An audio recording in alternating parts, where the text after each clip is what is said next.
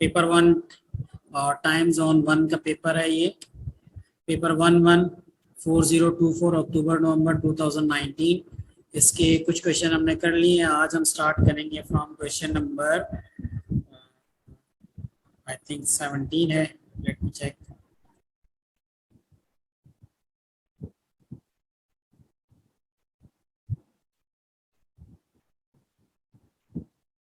Question number 17 कर लिया था हमने। अभी हम स्टार्ट कर रहे हैं फ्रॉम क्वेश्चन नंबर 18। ठीक है, तो क्वेश्चन नंबर 18 से हम स्टार्ट करते हैं। देखिए जी, क्वेश्चन नंबर 18 है कि the masses of 120 serial packets were measured and the results are summarized in the cumulative frequency diagram. सो अभी कैसा हुआ है cumulative frequency diagram? ये डायग्राम आपके पास है। 120 पैकेट्स ऑफ सीरियल्स, ठीक है ना, 120 सीरियल पैकेट्स हैं और were measured the masses of 120 cereal packets का जो मास मेजर किया गया है उसको रिजल्ट्स को समराइज किया गया है in the form of the cumulative frequency diagram. ठीक है, ये सारा आपके पास है। Now use diagram to estimate the median. First part है मीडियन आपने करना है। सो मीडियन कैसे होगा? टोटल नंबर ऑफ सीरियल्स कितने हैं? टोटल नंबर ऑफ सीरियल्स हैं आपके पास 120। सो 120 का हाफ क्या होगा? मीडियन मीन हाफ, तो मीडियन होगा यहाँ पर हाफ ऑफ 120 मीन 60। तो 60 है हमारे पास ये वाली। यहां से आप लाइन तक लेके जाओ इधर। As it touch the graph, आप यहीं से इसको नीचे की तरफ लेके चले जाएं। So here this is the point. अगर आप इसको देखो, सो this is the 501। So mean जो मीडियन था वो मीडियन सीरियल था 60th। तो 60th जो आपके पास सीरियल पैकेट है उसका मास कितना है? The mass of that 60th cereal packet is 501 grams. तो हम यहाँ पे लिखेंगे 501 ग्राम्स। ठीक है, 501 ग्राम्स। उसके बाद देखें आप द इंटरकोटाइल रेंज। इंटरकोटाइल रेंज क्या होता है? अपर कोटाइल माइनस लोअर कोटाइल। अब इसको गौर से देखिएगा जरा। अपर कोटाइल माइनस लोअर कोटाइल। सो अपर कोटाइल मीन क्या होता है? 75% ऑफ द डेटा।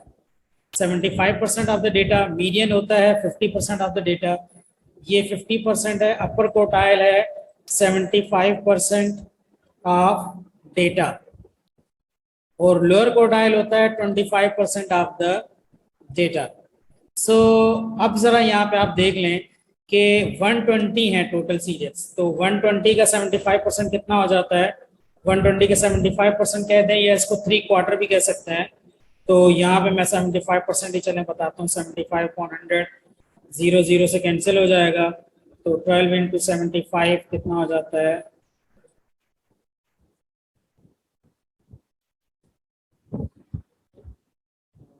5 और 7 0 900। ठीक है ना। So 900 upon 10 this is equal to 90।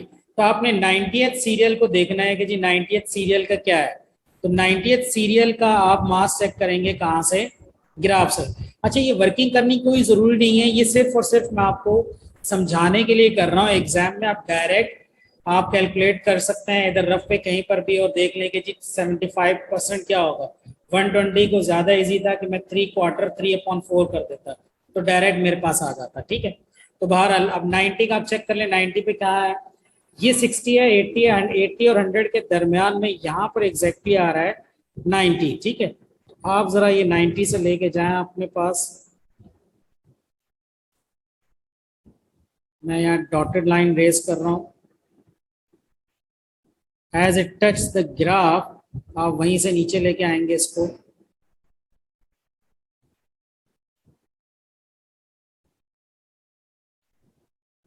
So this is almost 502 आ रहा है यहाँ पे। अगर इसको और बड़ा करें तो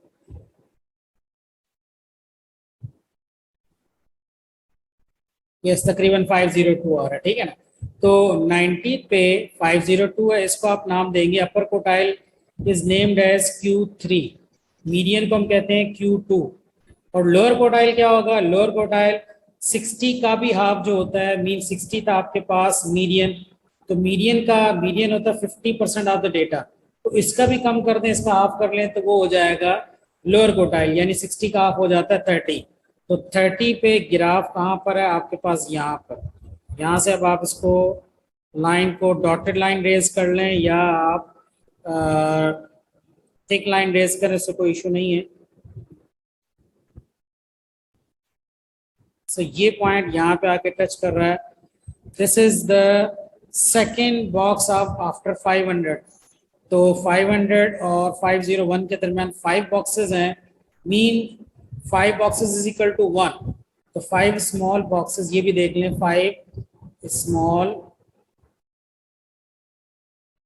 बॉक्सेस इज इक्वल टू 1। तो 1 स्मॉल बॉक्स किसके इक्वल होगा आपके पास? 1 स्मॉल बॉक्स, एस डी मैंने लिख दिया, 1 small box is equal to 1/5 mean 0.2।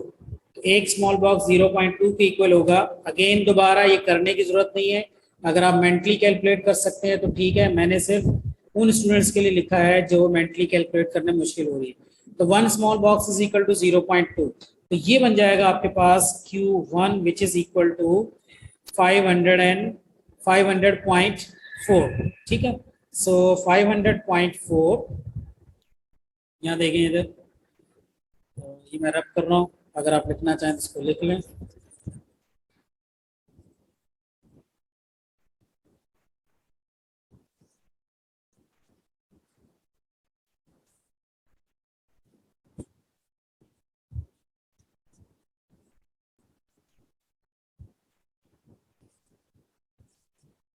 Now, interquartile range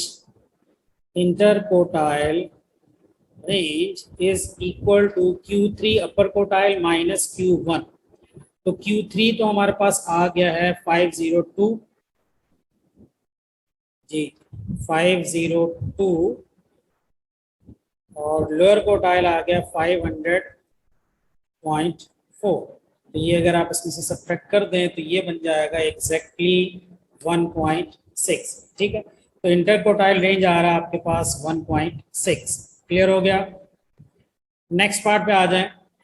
the measuring scales used were faulty. ले जी, बाद में पता चला कि जो मेजरिंग स्केल था वो फॉल्टी था। The measured masses were all 0.8 gram more than the actual masses. तो एक्चुअल मास जो था वो 0.8 ग्राम लेस था। The measured masses were all 0.8 gram more than the actual masses. तो अब एक्चुअल मासेस से 0.8 ग्राम आपने लेस पे जाना है। तो अब ये है कि write down the median and interquartile range of the actual masses. तो मीडियन भी बताएंगे और आप इंटरक्वार्टाइल रेंज भी बताएंगे। मीडियन कैसे होगा देखें, अगर 0.8 आपने ये ज्यादा बताया तो आप ऑब्वियसली इसको 0.8 लेस कर दो, सिंपल है। तो मीडियन में 501 है, तो 501 में से आप लेस कर दें 501 माइनस 0.8 कर दें, क्योंकि इसने 0.8 ज्यादा बताया, तो ये हो जाएगा 501 पॉइंट माइनस 0.8 करें तो ये बन जाता है 500.2 ग्राम्स, राइट। अच्छा, इसी तरह इंटरकोटाइल रेंज देखें तो इंटरकोटाइल रेंज के अंदर क्या होगा? इंटरकोटाइल रेंज के अंदर भी यही प्रोसेस करना आपने, 0.8 आपने माइनस कर देना है। तो अच्छा, इंटरकोटाइल रेंज में Q3 माइनस Q1 होता है। सो मैं इसको यहाँ पे करके बता रहा हूँ आपको। Q3, अब ये तो वो वर्किंग की ना, लेट सपोज करेक्ट वन क्या है कि जो Q3 था ये 502 नहीं था, 502 में से आपने माइनस किया 0.8, तो 502 में से 0.8 माइनस कर देंगे तो बन जाएगा, यहाँ करके देख लें, 502.0, 0.8 इसमें से माइनस करें, ये इधर गया, 10 माइनस 8 हो गया 2, ये बन गया 1, तो 501.2 ये हो गया 501.2 माइनस 500.4 में से जब आप 0.8 सब्ट्रैक्ट कर देंगे तो ये 499.6 हो जाएगा। ठीक है, तो इसको आप सब्ट्रैक्ट कर दें। अब इसको जब आप सब्ट्रैक्ट करेंगे तो ये हो जाएगा यहाँ पर, इसको मैं रख कर दूं, 501.8 आई थिंक वही आएगा आंसर, क्योंकि आपने उधर से भी 0.8 कर दिया, इधर से 0.8 कर दिया, तो बीच में डिफरेंस उतना ही रहा। तो ये करने की जरूरत नहीं है, आप डायरेक्ट भी लिख सकते हो। देखें 0.8 इसमें से कम हो गया, 0.8 इसमें से कम हो गया, Q3 में से 0.8 कम हो गया, Q1 से 0.8 कम हो गया, तो इन दोनों का डिफरेंस तो वही रहेगा ना 1.6। तो आप डायरेक्टली भी लिखना चाहो तो लिख सकते हो, अदरवाइज मैं यहाँ पे करके भी दिखा देता हूँ। 501 में से एक कैरी गया इसके पास, ये 12 में से 6 सब्ट्रैक्ट कर दें तो दिस इज इक्वल टू 6। अब ये 500 माइनस 499, अभी 1.6 हो जाएगा, तो ये 1.6 ही रहेगा। इंटरकोटाइल रेंज पे कोई इम्पैक्ट नहीं आता है, तो इंटरकोटाइल रेंज वही होगी, क्योंकि Q3 भी 0.8 पीछे जाएगा, Q1 भी 0.8 पीछे जाएगा, और आपका ओवरऑल आंसर जो इंटरकोटाइल का है वो 1.6 ग्राम्स आ जाएगा। ठीक है जी, स्क्रीनशॉट ले लें आप इसका। ये क्वेश्चन सॉल्व हो गया आपका। नेक्स्ट क्वेश्चन पे चलते हैं। क्वेश्चन नंबर 19 है, F X is equal to 5 minus X upon X. तो इसको अगर हम एवेल्युएट करें तो f 1/2 है, तो इसको देखें f की x की जगह 1/2 लगा दें, तो यहाँ पे 5 माइनस 1/2 और नीचे भी 1/2। अच्छा, अब आप चाहो तो 5 में से जब 1/2 चले जाते हैं तो डायरेक्ट भी आप लिख सकते हैं, ये बन जाता है 4 होल 1/2, 4.5 रह जाएगा ना। 5 माइनस 1/2, 1/2 का मतलब क्या होता है 0.5, तो 5 में से 0.5 चले जाएंगे तो 4.5 होता है, तो ये मैंने लिख दिया 4.5, और नीचे मैंने लिख दिया 1/2।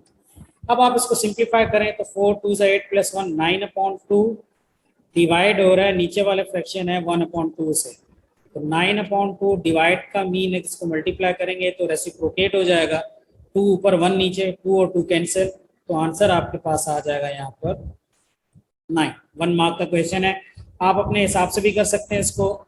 1/2 की जगह आप 0.5 लिख दें तो भी सही है। मीन अगर मैं यूं करूं 5 माइनस 0.5 अपॉन 0.5 तो ये भी सही है, तो ये 4.5 अपॉन 0.5 होगा। अब वो आपको पता है कि कैसे कर सकते हैं, इसको मल्टीप्लाई बाय 10 कर दें, डेसिमल खत्म हो जाएगा, तो ये 45 अपॉन 5, 5 9 जा 45, ये भी सही है। ठीक है, दोनों मेथड मैंने आपको करके बता दिए, किया जा सकता है। ठीक है, जो आपको इजी लगे वो आप करेंगे। सेकेंड है एफ इनवर्स एक्स। अब इनवर्स में कैसे फाइंड करेंगे, ये फंक्शन किसकी इक्वल है, फंक्शन आपके पास G F X is equal to 5 minus X upon X. इसमें लेट सपोज कि जी आपके पास एफ एक्स जो है ये इक्वल है y के, let suppose F X is equal to y, तो हम यहाँ लिखेंगे y is equal to 5 minus X upon X. अब यहाँ पे आपने फंक्शन को y के इक्वल तो कर दिया, F X is equal to y, अब आपने x को सब्जेक्ट बनाना है, तो x को सब्जेक्ट बनाने के लिए क्या करेंगे, x को उधर पहले शिफ्ट करेंगे, X y is equal to 5 minus X, फिर माइनस एक्स को भी इधर शिफ्ट कर दें तो it becomes X Y plus X is equal to 5, X को कॉमन ले लें आप, y plus 1 is equal to 5, X को इधर ही आप सब्जेक्ट बनाने के लिए y प्लस 1 को इधर शिफ्ट करना होगा, 5 अपॉन y प्लस 1। तो अब ये जो चीज़ आपके पास बनती है ना, x is equal to, X को सब्जेक्ट बनाने के बाद जो कुछ आपके पास राइट साइड पे आता है after making x as a subject, उसको हम नाम देते हैं इनवर्स का। तो ये हमारे पास इनवर्स कहलाएगा, F inverse x is equal to 5 upon y को रिप्लेस कर देंगे आप x के साथ, x plus 1, F inverse x is equal to 5 upon x plus 1। ठीक है जी, तो ये यहाँ पे हो जाएगा आपके पास। तो आई होप ये भी समझ में आ गया होगा आपको।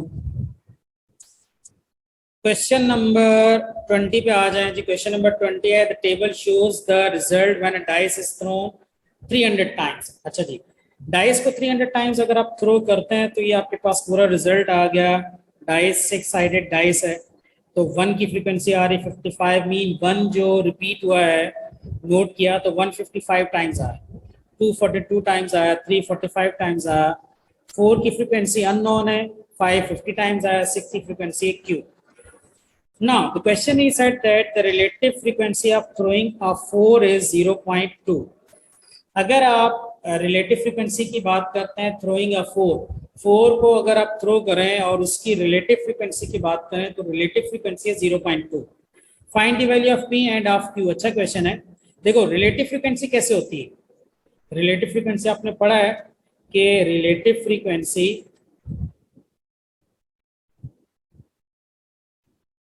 Is equal to frequency upon total frequency, उस क्लास की frequency upon total frequency,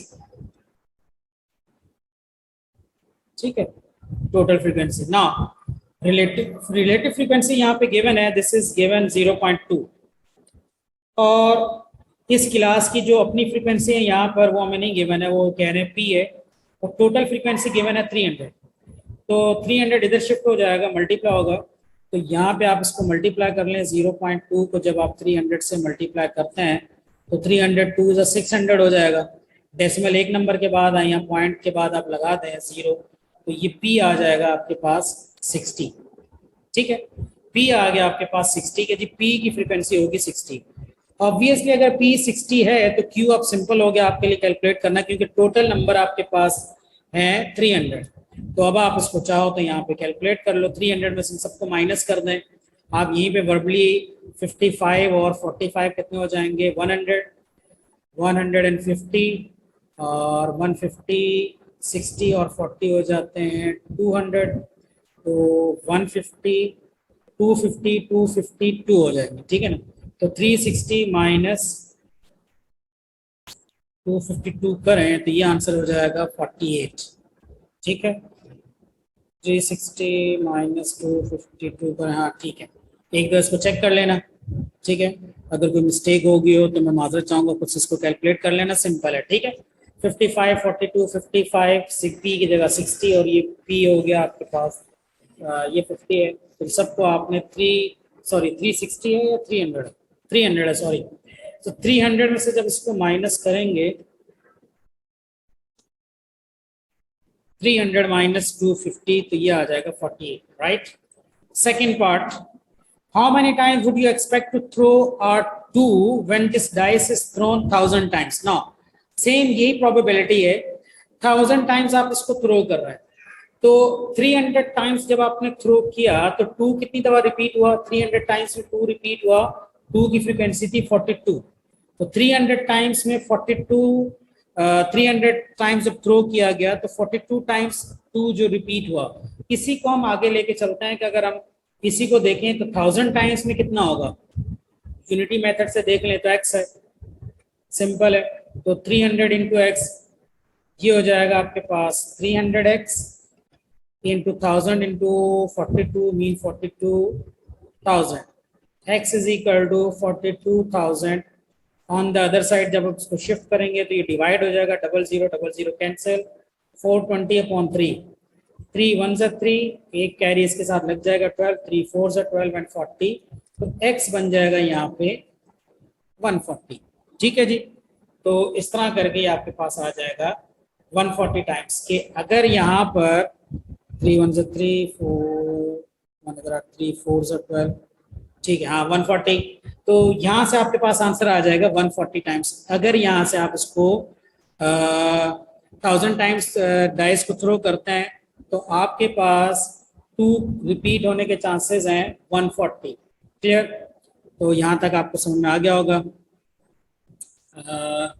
I think बाकी का ये चलें, क्वेश्चन नंबर 21 कर लेते हैं, जल्दी से, टाइम कम है इस वीडियो का।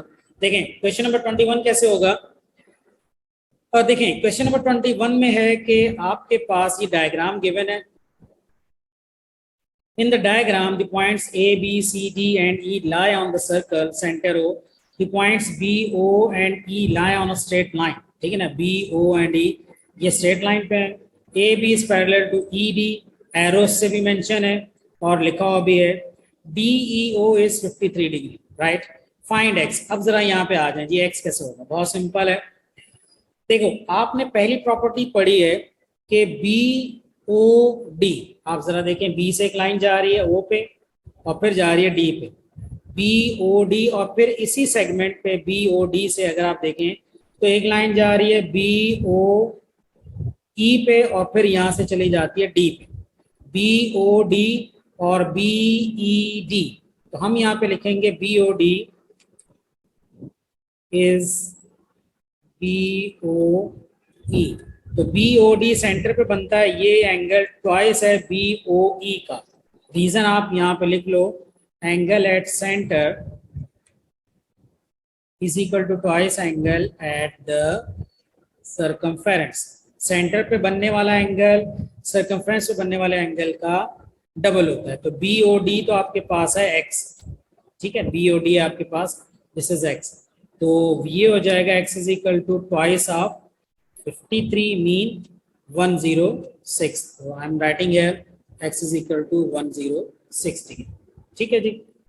Now if x is 106 degree, I'm writing here 106 degree. Now, what about B part?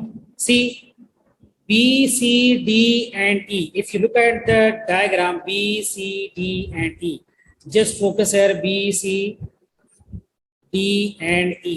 If you see B, C, D, and E, is this a cyclic quadrilateral? B, C, D, and E. Yes, this is a cyclic quadrilateral. All the vertices are on the circumference. D is on the circumference, C is on the circumference, B is on the circumference, and E is also on the circumference. Such type of quadrilateral is named as cyclic quadrilateral. Cyclic quadrilateral की properties क्या है कि opposite angles का sum equal होता है 180 के। तो 53 plus y ये opposite angle है, you just ignore this x। अब आप बड़ी वाली quadrilateral को suppose कर रहे हैं, तो आप बीच में से इस line को ignore कर दें, पूरी क्वाड्रिलेटरल को देखें। सो ऑपोजिट है y और 53, तो इन दोनों का सम होगा 180 degree. Clear? So right it here, y plus 53 degree is equal to 180, and the reason you will write opposite angles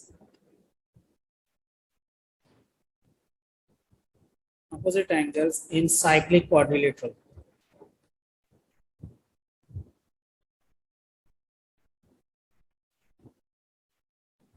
Right? ठीक है, so y is equal to 180 minus 53. What's the answer? इसको subtract कर दें, 180 minus 53, this is equal to 53, 60, 70 and 80, 127 degree, right? ठीक है जी। Then after y, come to part Z. Now what he is saying in Z part? In Z is saying that for the Z, see how we find Z again. Okay, now these are the, see, this is a line, parallel line DE, another line straight line, and B is also, BA is also parallel line. So DEBA, DE, it's like this. These two lines are parallel, so basically there's an alternate angle. It's a Z, right? So you all know very well about the Z concept. ये वाला angle और ये वाला angle, they both angle are equal. So if this is 53, that one angle is also equal to 53, because आपको पता है कि जब भी दो लाइनें पैरेलल हो और एक थर्ड लाइन बीच में इस तरह करके आके कट करे तो Z बन जाता है। इस Z में ये और ये एंगल आपस में इक्वल होते हैं, तो Z is equal to 53 degree, और इसको हम कहते हैं alternate angle. So you write here Z is equal to 53 degree, and the reason is alternate angles, right? Now find T. How will you find T? This is the T. Now see, BOE basically this is the BOE is the diagonal, right? Because this is the line passing from the center of the circle. So a line which is passing from the center of the circle is named as the diameter. तो ये हमारे पास होगी diameter. So diameter का एक and है B से एक line जा रही है यहाँ पर आपके पास ए पे, and the other one end is E से भी एक लाइन आ रही है ए पे। तो जहां पे ये दोनों लाइंस आके मीट करेंगी सर्कमफ्रेंस पे, उस पॉइंट पे सर्कमफ्रेंस का एंगल बनता है 90 डिग्री, राइट? सो ये हो गया 90 डिग्री। तो हम यहाँ लिखेंगे 90 plus G plus T is equal to 180 degree, right? Because 90 plus G अभी अभी आपने कैलकुलेट किया 53, सो ये हो जाएगा 90 plus 53 plus T is equal to 180 degree. 90 plus 53 plus T is equal to 180 degree. Reason होगी right angle of a semi circle, right angle in a semicircle. I write here of a semicircle, so okay, right angle in a semicircle, right angle in a semicircle, ठीक है। तो इसको भी calculate कर लें। सो इसको जब कैलकुलेट करेंगे तो t अगेन आपके पास हो जाएगा 27 degree, 53, 60, 70, 80, 90, 37 degree.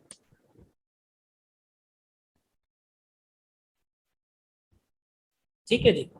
So t here is 53, 60, 70, 80. Yes, t is equal to 37 degree, right? So this is up till here. I think it's clear. So for this video, inshallah, from next video we will start question number 22, right? I hope कि यहाँ तक आपको सब समझ में आ गया होगा। Again अगर आपको वीडियो समझ में आ रही है, कंटेंट समझ में आ रहा है, तो काइंडली इसको सब्सक्राइब और लाइक ज़रूर कर दीजिएगा। ठीक है जी, अल्लाह हाफिज़।